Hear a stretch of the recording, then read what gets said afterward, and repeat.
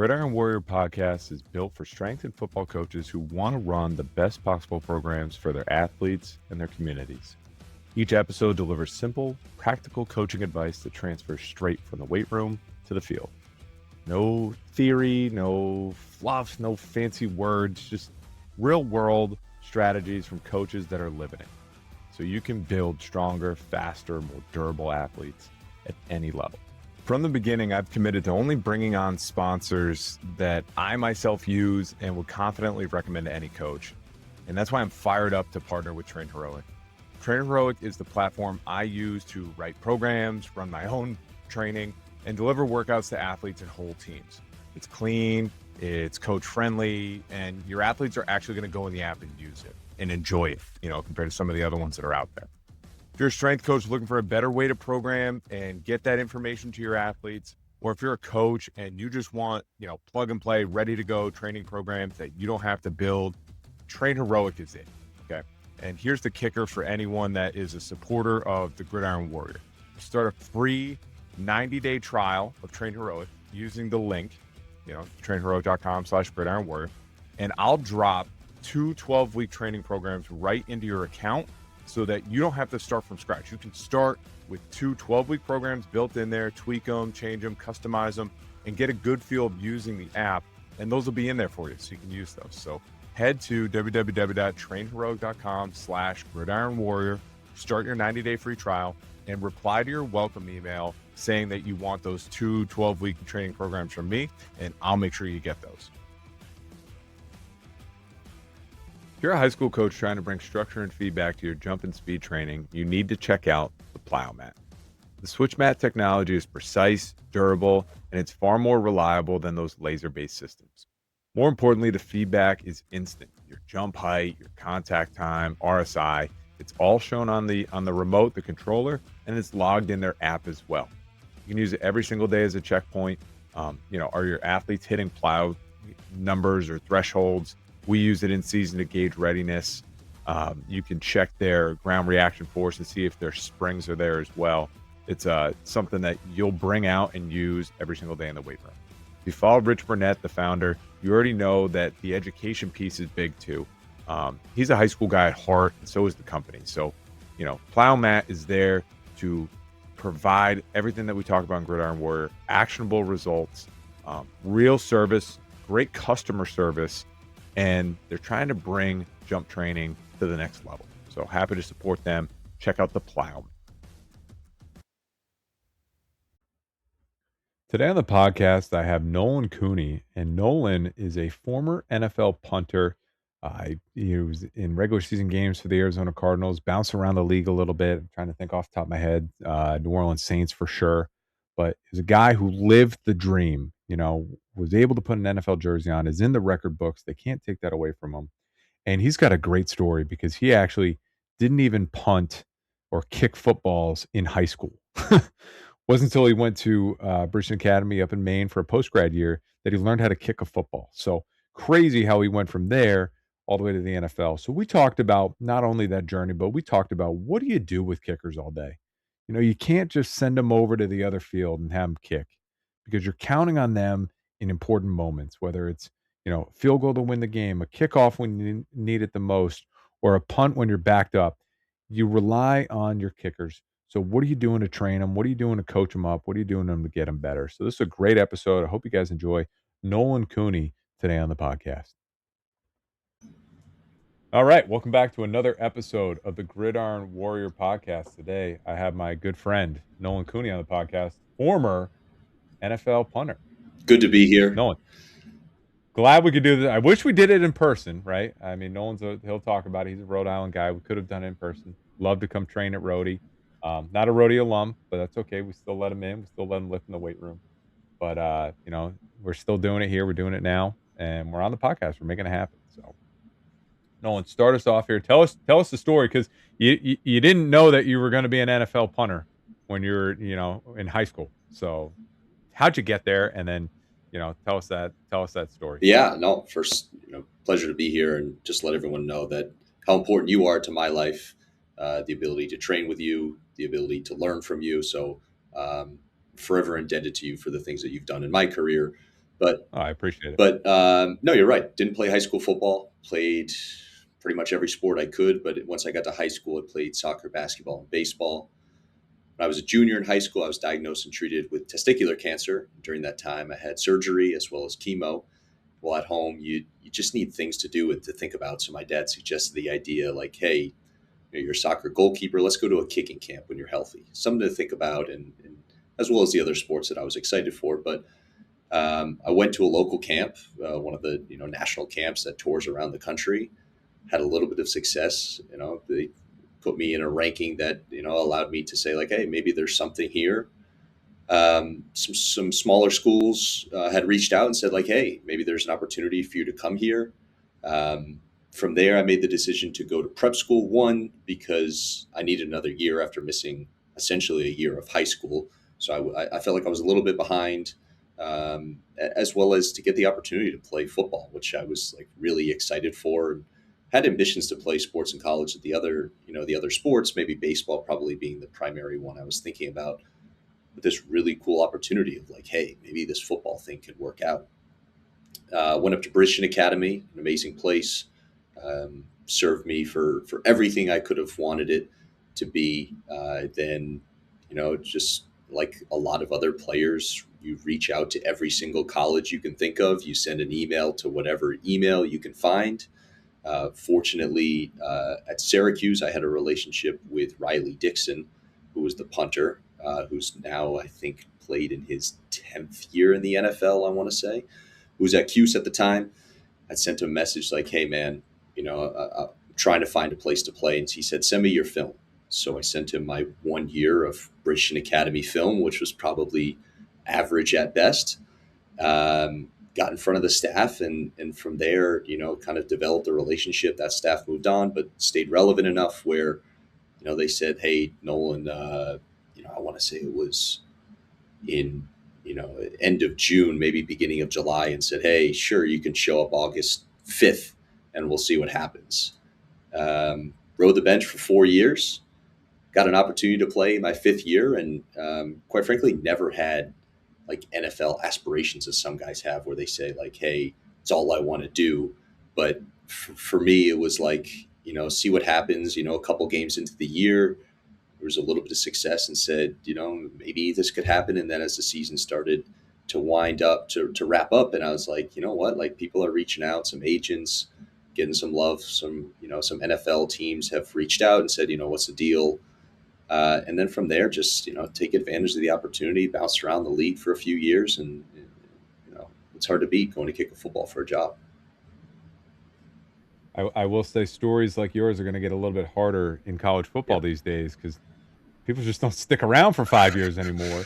But at the same time, coaches don't keep kids for 5 years anymore either, and continue to develop them. And I think you're in a position where development is still a big piece of the puzzle. And to be honest with you, I think it's one of the most underdeveloped positions as well. And that's the whole point of this podcast today, and we'll get into it a little bit. I mean, you went from being self-taught on how to Oh kick yeah. to then probably going to the most coaching and you've ever gotten in the NFL level. I'm sure that they had somebody there who was working directly with you. So the goal today, we'll talk about kicking and what we should be doing with, especially at the high school level. What should we be doing at practice with those guys? But just for people who have no idea and don't even know what it's like, because not many of us have been able to do that. Tell us what it's like at the NFL level, in terms of practice structure, in terms of the amount of coaching and guidance you get as a kicker at the NFL.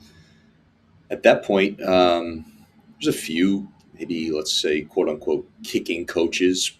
Maybe somebody who was a kicker in the past who serves as the assistant special teams coordinator. But for the most part, you're kind of on your own. You can learn from the other specialists. Now, like you can take a kicker and he can watch punting film in the NFL and give you a pretty good diagnosis of what's going on. And vice versa. If you're a punter and I'm the holder for the kicker, I can find immediate feedback when foot hits ball. I can get a sense of what the feeling is like. I can hear the sound. So I think that you rely on your peers a lot when you get to the NFL. But in terms of structure, it's the point when your practice reps mean more than anything. your whole goal, especially as an undrafted guy, and that's more specialist than probably any other position, but your practice film is a game. And it's probably 4 to 5 reps is all you're going to get, and if two are bad, you might not be there tomorrow. So every day is a Super Bowl essentially when you're trying to make the team. And as you progress and guys have showcased their ability to kick in big games, you got a 10-year vet, they're going to have a ramp up period. They're going to get some more time to be prepared because there's evidence that they can do it on Sundays. Whereas younger players, you really got to show up day one and say that and showcase that you can do it. I think at the highest level, there's the least amount of maybe necessarily direct coaching at you because you are, I'm telling you, the pinnacle of that position and what's left. There are so few, right? There are 32 starting kickers, 32 starting punters compared to every other position. And you're not carrying a roster. Offensive line, you might have, obviously you carry about 8 to 10, but then you might have another 5 or 7 on the practice squad. The NFL doesn't have that. So it's an elite group to begin with. And you've gotten to the point where you have such good feel and such good understanding that it's less about direct coaching and more about guidance and maybe setting you up for success. And then I'm sure a lot of it is just schematics and what the entire structure of the special teams is doing in terms of, hey, we're not kicking to this guy, or we really got to force things this way. I'd be curious to your thoughts on the new NFL rules with the kickoff, and I'm seeing a lot more strategy being played out in that now. Um, but it's one of those things, less guidance. But do you feel like, I guess college is very different, depends on where you go and again, how much you're surrounded by the support. But it sounds like at the college and the high school level, you need somebody there who can be a mentor. And if your high school coach can't provide that, then maybe that's when you start outsourcing and you start bringing in somebody who can help your kickers. Yeah. Do you agree, disagree? Yeah, I do, because it's probably the positions it's certainly the position and the group that gets the least amount of time. Special teams meetings are 5 minutes some places, if you're lucky, whereas offense and defense and position groups are meeting for hours. So you get the least amount of time with the least amount of reps, but I think that the focus has to be higher because there's that limited time. In terms of the strategy, yeah, you're going in with a few ideas for the most part, but there's not a million plays. For punting, it's kick right, kick left. For kickoff, it's not that dissimilar. I guess you could hit a squib here and there. With the new rules, you try to hit a good ball to about the goal line, +2. But it's really it comes down to execution. In terms of coaching, yeah, I think that there's opportunities outside. There's former players that do stuff online where they can break down film for players. There's plenty of coaches that are on field, and you kind of find your guy that you think that you can get the most improvement from. But it's not served great in terms of high school and college football. Obviously, more the higher the level, maybe the more resources that they can spend there. But no, there's plenty of people out there that you can get really good candid advice, and coaches can hear from former players that they can hear how players develop at the highest level. Yeah, I think you got to have a little bit of you got to be able to sniff out the fakes and the people that are doing it just as a cash Right. grab, right? I'm sure there's some people out there that, you got to check their credibility and check who they work with and the track record, and make sure that if you're a coach and you're recommending a kicker because you're like, hey, I don't know anything about kicking, you should talk to this coach here. You got to sniff that Right. out and make sure that you're putting your kids in the best position there, because there are some people out there that are just doing it as a cash Right. grab and, oh, I'll watch your film and tell you how to fix your technique, and they may not know as much as somebody Right. else talking about it. So now in terms of practice, now this is one thing that I've learned the past couple of years is we've improved the quality of kickers that we brought in, and just our overall knowledge. One, kickers can't kick every day. I think at the highest level, that's a fact for the most part. Mm-hmm. We're talking hard kicks, we're not just talking swinging the leg. Um, Can't do that every day, but they also need a plan every day too. You can't just, I know I had this in high school, a very low level high school here in Rhode Island, where we would just send the kicker to the other field, and every day he was over there doing who knows what because nobody was over there with him. He was by himself. And that's not good either, right? Because at some point you need that kid to hit an extra point or hit a field goal or, punt a ball in a critical situation or, hit a kickoff or something that we're supposed to hit. And nobody was watching them. Nobody was knowing what kind of work they did. So my long-winded question here is what should our kickers be doing over the course of a week? If we want, we can do this right now. Is game is on Friday. Mhm. Let's work backwards from there. Work from game day, and then we can go to the next day and go forward, or we can work backwards from there. Whatever works for you. What should our kickers be doing on a daily basis? All right, in terms of a high school schedule, right? So a game on Friday, Saturday would be off, and then watch the film, break it down, and be honest with yourself. Don't say like kick went in, punt was 48 yards. Was it 48 on the bounce, or was it like a really well struck ball? Be honest with yourself. Coaches, be honest with players.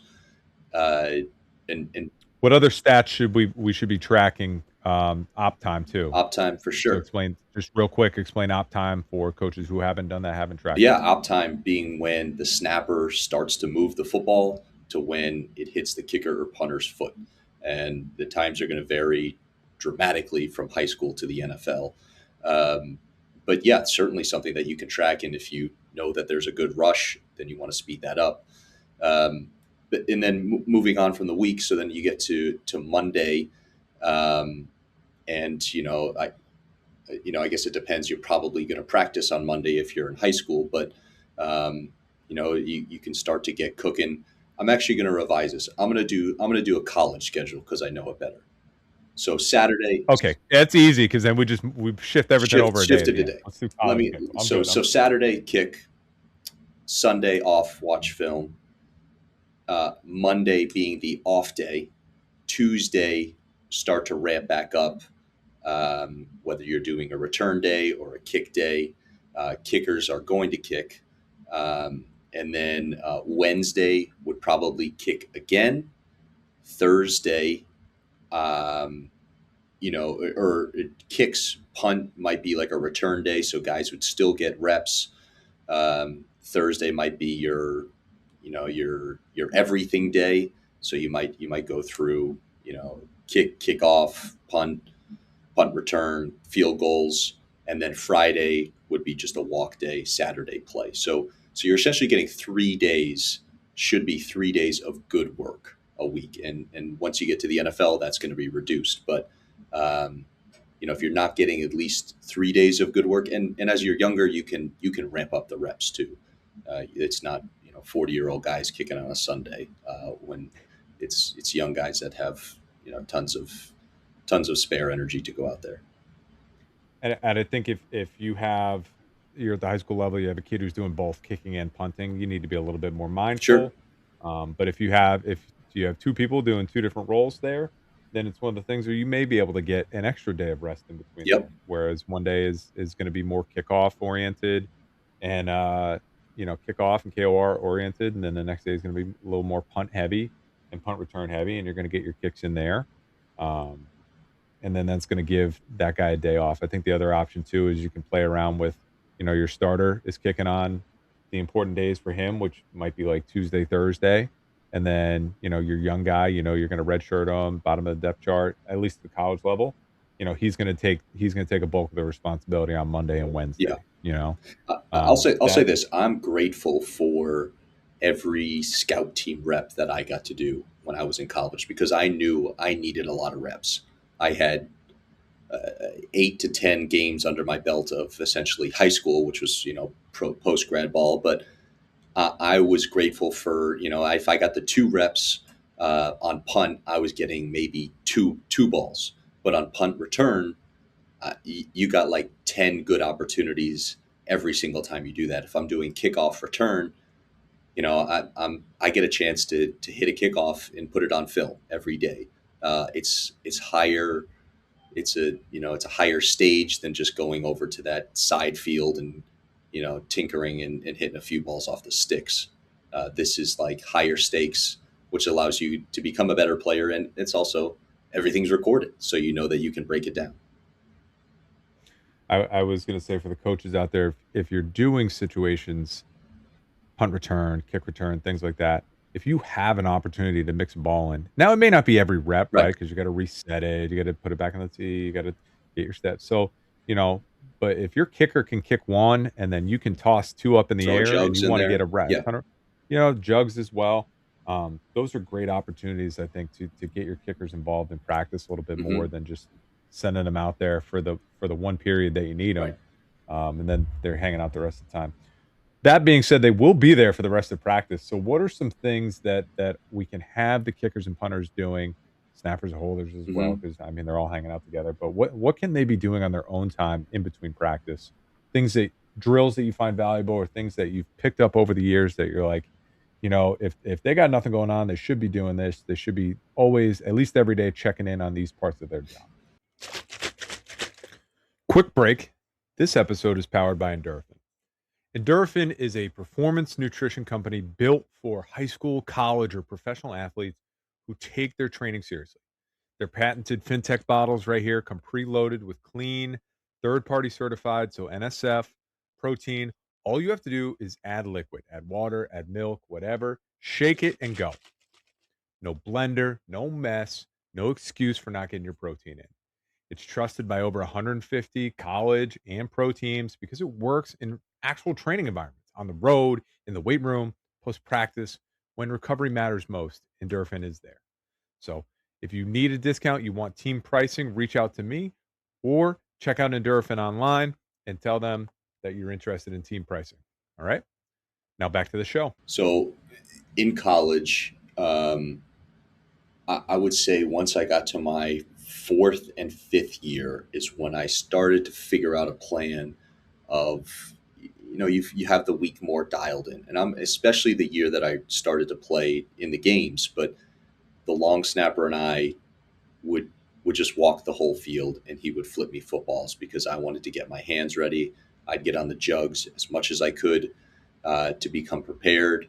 I wanted I wanted managers to throw me snaps while I was working on holding, throw me bad ones, dirt them to me, throw me knuckleballs, make it more complicated than what it's going to be in the game.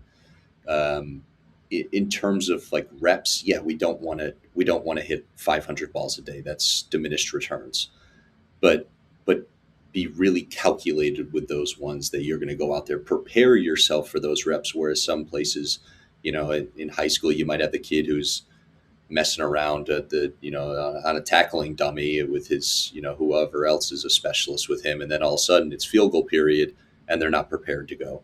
Have a timeline when they say like, hey, PAT is going to be, 30 minutes into practice.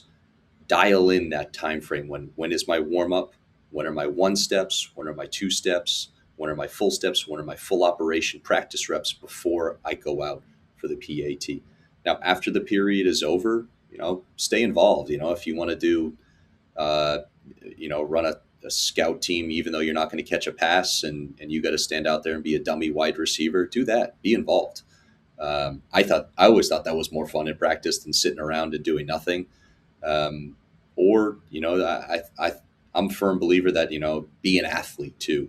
If you're playing catch with somebody else, your hands are going to get better. If you're thinking about the weight room, what are ways that you can improve yourself? And if it permits, and some places do this, where after practice, PAT is done or punt's done, and that's your time in the weight room. Be focused in there. It's not, it's six of us in here and we can mess around. Be focused. That's your opportunity. You got the whole weight room to yourself. It's pretty unique. Yeah, that's one thing that we've done here is, we finish the day and we have a plan. We know, okay, we're going to hit these special teams periods today, but for the most part, we know when we can let those guys go. And we've sent them into the weight room early. And one, it allows them to not have to worry about doing it after practice and rushing to go to class. So it frees them up there. But two, it does allow me to write a little bit of a different program. Now I might still be out at practice, but one of my assistants will be in the building to keep an eye on them.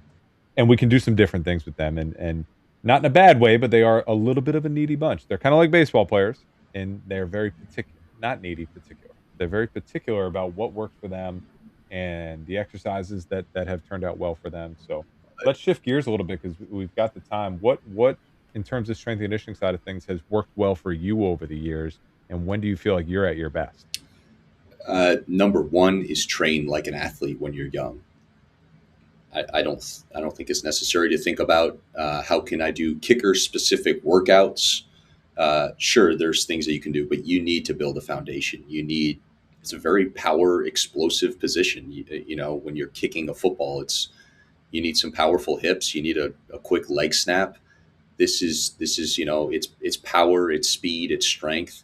Sure, you're going to be stripping the plates off when after the other team goes, and then it's time for the specialist to get under the bar. But you don't want to mistake like, hey, I need a specialized perfect program for me because I don't need to lift upper body. That stuff's fun, right? Be an athlete, especially when you're younger. Sure, as you develop, it's going to change. You're going to be more efficient in terms of what your timeline is during the week, knowing the specific days that you're going to kick and trying to tailor it with the type of workout that you're going to do. I'm not going to go and, at least for me, I'm not going to squat right before I go and kick. It just wouldn't make sense. Sure, I might do it after practice, but how can you figure out a way to dial in, the later stages as you go, is when you want to start thinking more about maybe being a little bit more specific to the position. But as a younger player, train as if you were playing linebacker, as if you were a wide receiver. Being sore, everybody's sore during practice, and that's the biggest complaint for every single kicker ever. You're gonna make so many of these coaches that listen to this podcast Yeah, happy when they have a kicker back at their high school that's complaining about being yeah, sore or why do I have to do the same thing as everyone else? I think the younger you are, the more you get away with it, yeah. in terms of just become a better Hmm. athlete, become stronger, you know? Yes, you should probably do a little bit more stretching than maybe like the average kid. Like you also have a little bit more time than the average football player that you could build that into your routine and part of it is on coaches. We need to be able to educate our kids and okay, you do have all this extra time, here's what you should be doing with your extra time until you learn and build in a routine that works for you. Hmm. I think the older you get and the more you show ownership of your career and your position and things, then yes, I'll give you a little more freedom. Now, I say with our kickers that first get here, our 18-year-old kicker who can't even can't even squat 135. You're not gonna tell me what works best for Yep, you, like, yep, we got some things we gotta fix first, buddy, yep. but I had a transfer this past year. Kicker came in from Southern California, fifth-year senior. He knows what works for him at this point, Hmm. and yeah, he was a strong kid, he was a son. So, yes, I will take what you're saying and make it work for what we're trying to do here and build it up Right. together. Now, same thing with them. They brought, I had another kicker as well, another Division I kicker transfer in, punter. And, they brought in a little bit more of that routine of like, I don't like to kick hard balls 2 consecutive days. I Hmm. like to do it. If we're gonna, we might do some swings, we might do something a little bit, but I can't do kickoff. And then the next day ask me to come out there and kick 12 field Hmm. goals. And it's one of those. And so we changed how we practice a little bit. And we changed our lift schedule a little bit too. I said, okay, you got to get a hard lift in early in the week though. When are we going to do that? Knowing that you want to be good to go for your Tuesday and your Wednesday are the two big kick days. So he's like, I got to lift on Sundays. Okay, you're going to get your lift in on Yep. Sunday. And then normally I like to do Sunday, Tuesday, but we pushed him till Wednesday after practice because we said, all right, you got your two big kick days and you got everything you need. Now you get your second lift in on Wednesday. Thursday's a low day. Friday's a walkthrough day. Boom, you're ready to go on Yep. Sunday. So Yep. the younger you are, though, I'm glad you said it. Like, just get stronger. Yeah. Just be an athlete. Right. Just figure it out, Don't man. be afraid to play other sports too. Uh, you can look around, and maybe it's changing a little bit in the NFL, but a lot of the best specialists, the kickers and punters and long snappers, were really good at other sports too. A lot of great baseball players, or there's good hoopers that are out there because they played everything growing up. Let's finish this thing off. Let's talk the mental side a little bit because this is such a huge piece. And I don't know if at the NFL level they had any support on the mental side of things. I know I've heard about it. Like I watched Kirk Cousins, quarterback, when he was at Minnesota. They had a mental health Yep. side of things for him, which was really cool to see. But kicking is such a game like that where because there's minimal coaching involved. You're very in your own head about what do I need to do differently? How do I get better? It's a lot like golf in some ways of like what tiny change can I make to make a big difference in the end result. So I think, one, how do you stay mentally prepared and for your moment and handle the pressure? I mean, you talked about every day, every practice felt like a Super Bowl. I think at the same time, that is very easy for people to then overthink, Hmm. especially as a high school kid. You're overthinking everything and you're watching your tape over and over and you're trying to make tweaks that maybe you just need to chill out and just it's okay to have a bad day and not overthink it. So let's talk the mental side a little bit. And when you're thinking about that, how do you stay composed as a kicker or a punter? Yeah, I mean, first of all, it can be tricky, I think, for anybody. And yes, there are teams that have people to help you in terms of the mental side. But for me, I think like the so let's start with this. In high school, it's the most fun. College becomes more serious. NFL becomes a business. So it probably does change your mindset just on nature of if I have a bad day, I might not have a job tomorrow in the NFL. So that changes it. But in terms of the mental side, no, every kick you've done this thousands of times, tens of thousands of times. It's the same thing over and over again. Um, and then in terms of just kind of like having a moment for me was I think I would take a second before a punt period and just kind of take a second just to close my mind a little bit. Just think about what are my steps going to be. You really can only have one thought when you go out there. If you're thinking about I got to catch the ball, I got to take my 2 steps, I got to point my toe a certain way, I got to drop the ball with the nose slightly down, you're done. You got no chance. You go out there with one thought, clear your mind before you go out there, and you rock and roll. Um, and there are times that sure I wish I could not have as much thought after the kick has been taken, but it's over. It's done. You don't get it back. You can learn from it, which is great, but you're not going to say like I'm done because I had that one bad kick or that one bad punt. It's a quick memory. You move on and you get to your next rep. It's a very technical position. I can't outwill another player. I can't say my bench press is going to beat this guy. It's just me in a football. That's all it is. There's no, I'm going to come in. I'm going to have better cardio than this guy, and I can outlast him for 80 plays in a game. Right? I got what 4 or 5 chances in a game.